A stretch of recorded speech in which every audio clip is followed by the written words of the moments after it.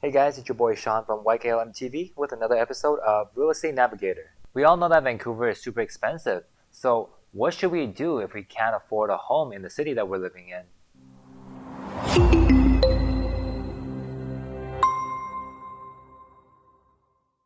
So what do we do if we can't purchase a property in the city we're living in due to it being too expensive?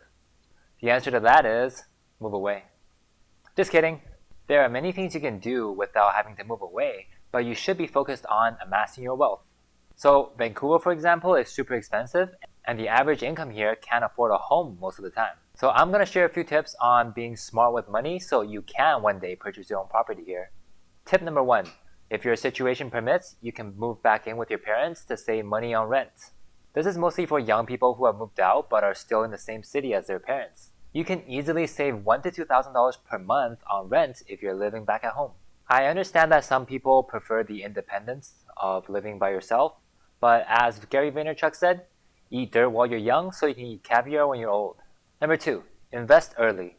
Put a certain percentage of your monthly income towards investments, whether it's stocks, bonds, mutual funds, or whatever you prefer.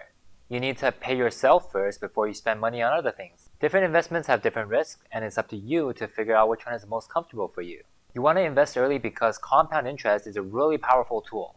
Compound interest is having interest upon interest. So the money you earn through your investments is kept in your investment account, and now you have a bigger sum of money to receive interest from. If you do decide to invest on riskier investments such as options trading, make sure you learn about it first so you don't lose your hard-earned money.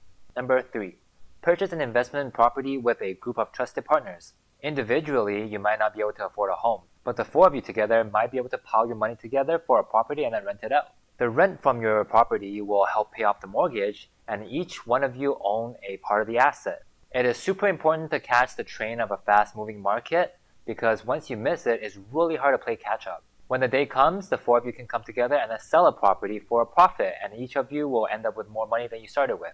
And then you can take your profits to put towards your own home. Down payment is typically the most difficult part of purchasing a home here in Greater Vancouver, so fighting in numbers can help overcome that and help you earn a profit.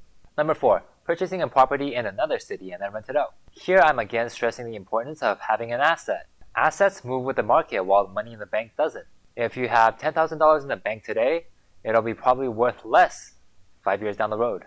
Assets allow you to trade up when you save up enough for the difference between your current property and your next one. Note, cars are not assets most of the time. They're actually considered liabilities by most lenders until it's completely paid off. And also, cars usually depreciate very rapidly, unless it's a limited edition sports car or something. If you're in the process of saving up and being smart with your money, I would recommend buying an older car because it has already depreciated considerably. So you can save money in this aspect and then use the amount you save towards other investments. Last but not least, improving your finances. By this specifically, I mean budgeting and saving, as well as developing skills for higher paying occupations. I understand that the job market in Vancouver is pretty limited, so you have to be in the higher skill bracket for a better income.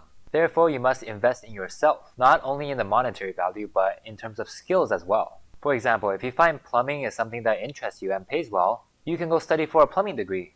The money you spend on earning the degree is considered an investment towards your own skill for a future higher paying job.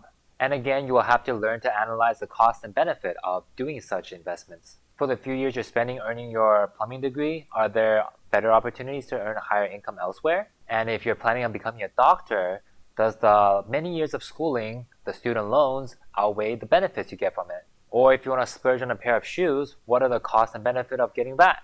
And that's all for you guys to decide because things don't only have monetary value, they also have utility values as well. All this leads to my next concept of opportunity costs. If you didn't need to spend $1,500 on rent this month, what else could it be used for? And in short, it's basically deciding what is the best use of the current money and time that you have. Alright, that's all for today, folks. Hope you guys all learned something. It's quite difficult to buy a home in Vancouver for us everyday Joes, but I believe if we work hard and be smart with our finances, one day we can achieve our dreams. Thank you so much for watching, and be sure to check out our website down below at yklmrealestate.com or download our app from the App Store to stay up to date with the latest auctions and the best deals.